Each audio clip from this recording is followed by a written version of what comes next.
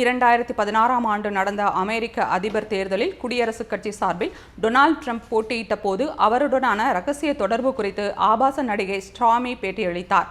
இந்த விவகாரத்தை மூடி மறைக்க தனது வழக்கறிஞர் மூலம் அந்த நடிகைக்கு 1 கோடி ரூபாயை ட்ரம்ப் வழங்கியது தொடர்பான வழக்கில் ட்ரம்ப் குற்றவாளிதான் என்றும், ஆனால் அவருக்கு அபராதமோ தண்டனையோ விதிக்க விரும்பவில்லை எனவும் ஜனவரியில் நீதிமன்றம் தீர்ப்பளித்தது. இந்த தீர்ப்பை வழங்கிய நீதிபதி ஜூன் மெர்ச்சனுக்கு சமூக வலைதளங்கள் மூலமாக மிரட்டல்கள் விடுக்கப்பட்டன. அதோடு ட்ரம்ப் எடுக்கும் முடிவுகளை தடுக்கும் வகையில் உத்தரவுகளை பிறப்பிக்கும் நீதிபதிகளுக்கு எதிராகவும் சமூக வலைதளங்களில் மிரட்டல்கள் விடுக்கப்பட்டு வருகின்றன.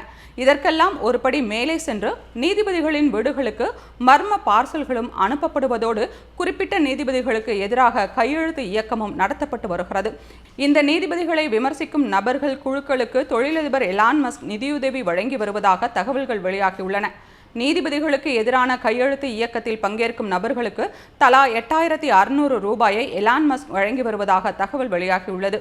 இந்த தகவல்கள் அமெரிக்க ஊடகங்களில் வெளியானதை அடுத்து எலான் மஸ்கின் டெஸ்லா கார்களை மர்ம நபர்கள் சேதப்படுத்தி வருகின்றனர்.